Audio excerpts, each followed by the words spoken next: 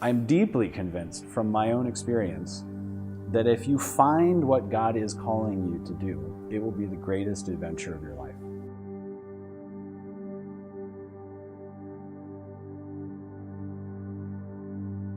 My story, my vocation story, if you will, my journey to the priesthood really begins with my journey to the Catholic Church. So I was not born or raised in a Catholic family. And to give the short version, by the time I was ready to graduate high school, I had drifted away from any real faith at all. I was a sort of vague deist, so I believed a God existed and that it had nothing to do with my life. And with that, I was pretty unhappy, and also, I guess, lost might be strong, but I had no meaning, no purpose, no drive, no passion for life, or no conviction of what my life was about.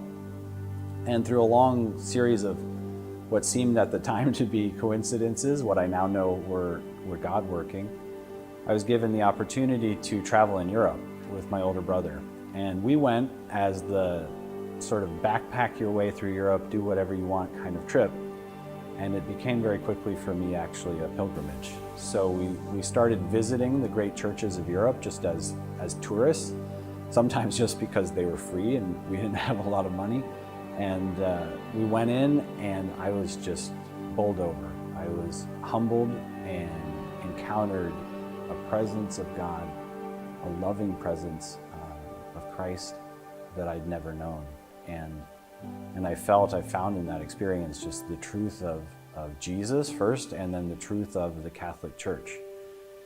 And then on that same trip, as I'm starting to visit the churches and pray more, visiting them as a pilgrim in a sense, rather than just as a tourist, I had a moment, you could say, with Christ, where he called me to the priesthood. And the only way I've ever found to describe it, it's corny, but is think of a romantic comedy. Guy walks into a crowded room, sees a girl across the room, and it doesn't know anything about her, doesn't know her name, and he looks at her and he knows, I'm going to marry that girl.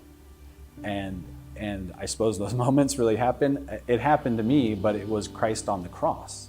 So I was in a church in the Czech Republic, the Church of St. Vitus in Český Krumlov is the name of the town. And I was kneeling in the back of the church praying. And I looked up and I saw the crucifix.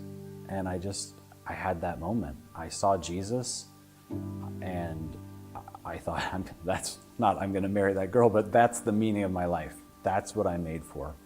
And in that moment, not even yet in full communion with the Catholic Church, I was deeply convinced that God was calling me to be a priest and that I had found my purpose.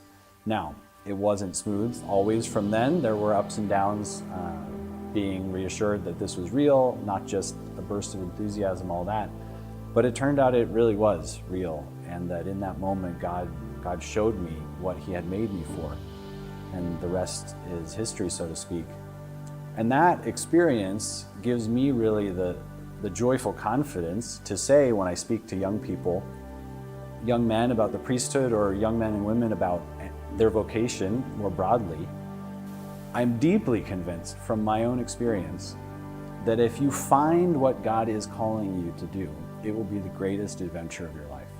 That there is nothing you can do that will be more meaningful, in a certain way more exciting and unexpected, more challenging also, but more meaningful, nothing more satisfying than to find what God is calling you to do and to do it with all your heart. And really this makes sense, right? He's our maker. So you want to know how to use something, what something's for, find the blueprints. Ask the one who made it, what's this for? So too with God, we ask him, what have you made me for? What did you make me for? What kind of life have you called me to lead? And then as we take that step out in faith, we start following him, we find the great adventure. We find this life of challenge, yes, of the cross, yes, and also of deep meaning, deep joy, deep satisfaction. So to anyone, the first thing I would say is discern your vocation. Don't just end up somewhere. Ask God. Ask the one who made you, what did you make me for?